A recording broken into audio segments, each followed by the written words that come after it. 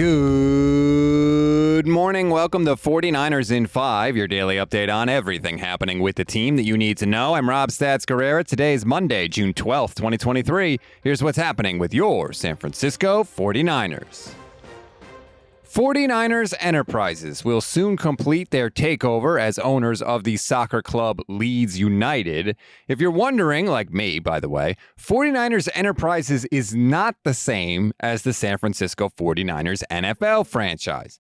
It is controlled by the owners of the 49ers, and its president, Parag Marathe, does have responsibilities in both organizations, but 49ers Enterprises is an investment vehicle. According to The Athletic, it is set up to seek private equity opportunities away from the NFL.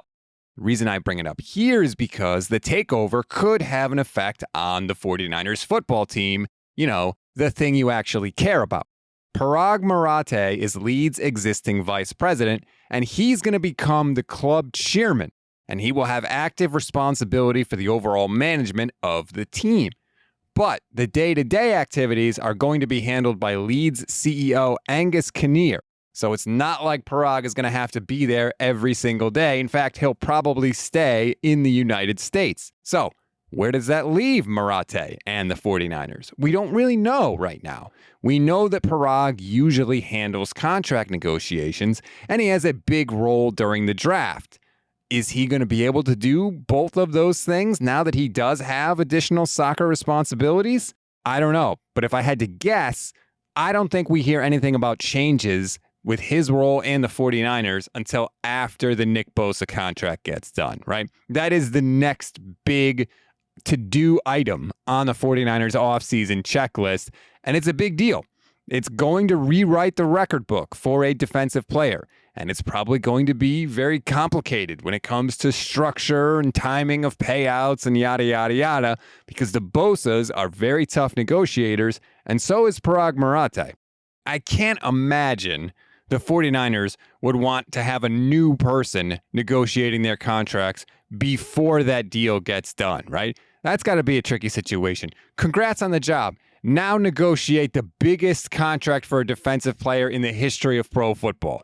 Probably not what you want the first assignment to be. So if I had to take a guess at what I think is going to happen, if there are going to be changes with Parag Marathe at all, it'll be Bosa deal gets done. Oh, by the way, Parag is leaving the 49ers or not going to do contract negotiations anymore, or, his role will be changing in some way. And some people get scared about that, by the way. Don't be scared about that. Every team has a Parag Marathe. Every team has a contract negotiations person, a salary cap person, probably a team of people. It used to be more unique back in the day, but it's 2023 now. Everybody else has sort of caught up. So if he does have to step away, don't pucker. It's going to be fine. They'll find somebody else. There are plenty of people that want to do that job. We always give you one thing to read, one thing to watch, and one thing you might have missed. One thing to read on this Monday, Eric Branch tweeted out a pretty interesting profile of Jake Moody yesterday. And man, I feel like it's like the third or fourth profile on Moody since he's been drafted. Somebody in San Francisco is doing a very good job of trying to justify that draft position.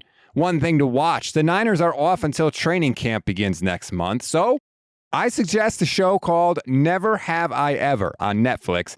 I didn't think I'd like it at all, but if you've heard of it or haven't, it's about an Indian American high school girl dealing with the sudden death of her father. And despite that grim beginning, and I know that's kind of weird to say this, it's actually really funny, and it's narrated by former tennis star John McEnroe for reasons that have yet to be explained to me or anybody else, but it is worth your time. Go check it out. One thing you may have missed, the 49ers agreed to settle a class action lawsuit stemming from a ransomware attack on the team's data servers in February of 2022. The attack apparently exposed personal information of over 20,000 employees, officials, and fans shortly after the NFC title game against the Rams. But the 49ers didn't tell the people affected for 6 months. So as part of the settlement, Class members are entitled to recoup up to $2,000 for ordinary expenses involved in addressing the breach of their data.